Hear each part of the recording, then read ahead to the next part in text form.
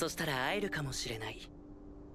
あの戦勝の神ビクトールに。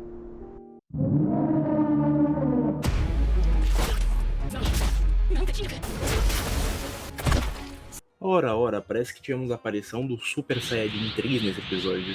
Undead Luck, episódio 7 e 8, mostrou o fim da luta contra o Spoil, mas também algo bem pior para os personagens, o Shen que o diga. Esses dois episódios adaptaram do começo do capítulo 13 até metade do 17. Então, semana que vem já deve ter o fim da luta e a conclusão desse conjunto de missões. Então, antes de mais nada, não esquece de curtir, compartilhar o vídeo e bora pra análise. O episódio 7 começa com as crianças explicando o que aconteceu, que basicamente uma semana atrás o núcleo do Spoil chegou na cidade e começou a deteriorar todo mundo, até que a professora deles levou eles para um lugar seguro, enquanto ajudava o resto das pessoas. E sim, essa é a zumbi que ajudou o Wendy, já que o sonho dela era usar um vestido de noivo. E depois mostra como que eles têm tantos números, para não estragarem depois de uma semana. Eles basicamente tinham que se manter fiéis a seus sonhos, pro coração não estragar, o que já é uma baita de uma ajuda a saber como funciona. E enquanto essa conversa tranquila acontece, o Wendy tá em uma guerra contra o Spoil, com os zumbis tentando ajudar, não que ajude muito. Ele acaba deixando a professora com os dois e mostra que ele ainda tinha uma certa consciência, até que um zumbi random acerta a Fuko e, por acidente, gera um evento azarado até que pequeno, mas já é o bastante pro Andy mudar de estratégia, usando todos os zumbis carregados com o azar dela.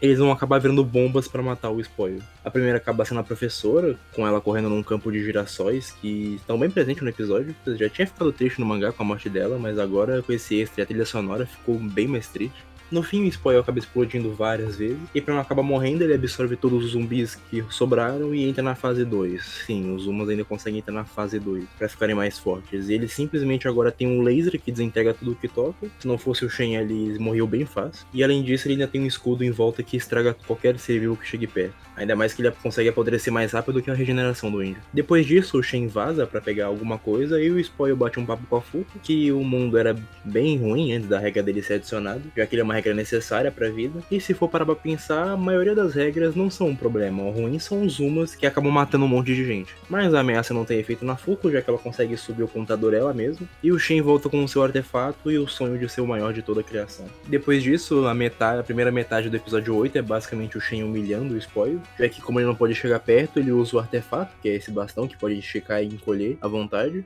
E o seu poder finalmente revelado, a Untruth, ou Inverdade, que ele consegue negar os pensamentos daquele que está no campo de visão, mas pra isso o Shen tem que gostar do alvo. Mas considerando que é o Shen, que é um viciado em lutas, não é algo tão difícil. Mas mesmo que o Shen enfraqueça o Spoil, não adianta nada se eles não conseguirem pegar o núcleo dele. Então a forma que param pra pensar é tirar a umidade do ar para conseguir counterar aquele escudo.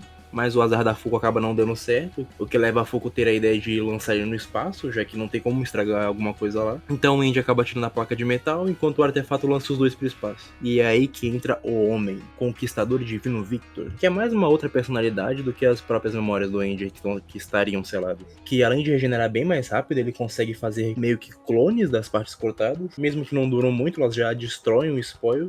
Ele consegue pegar o núcleo bem facilmente e ainda aproveita para se divertir um pouco lá embaixo. Eles resgatam o núcleo do Spoil e o Victor pergunta em que dia eles estão. Mas estranhamente ele pergunta o dia da semana, porque pra você que não sabe, não tem dia da semana lá porque não tem uma galáxia. Então não teria como nem o porquê ele saber disso, tanto que ninguém ele sabe. Mas isso é algo que vai ser explicado só lá pra frente, assim como a maioria das coisas. E depois da surra que o Victor dá no Shen, mostrando que ele é tão forte que ele consegue quebrar o próprio corpo nos ataques, já que como ele se regenera, ele não tem que se limitar, e ele ainda é imune ao azar da Fuko, já que como ela não gosta do Victor, não tem como ter um evento azarado. O que leva o Shen a ter que chamar a Union inteira pra bater de frente, e infelizmente essa luta é cortada, então eu vou falar dela mais no próximo vídeo. E em conclusão, foram dois episódios excelentes, mostraram as dificuldades das quests e mais revelações de poderes, mesmo com algumas partes parecendo meio arrastadas, uma cena se repetindo muito. Ainda foi bem interessante de ver. Os próximos dois episódios devem ser o final dessa luta e a conclusão das quests, então não se esqueça de se inscrever para não perder as próximas análises e até a próxima.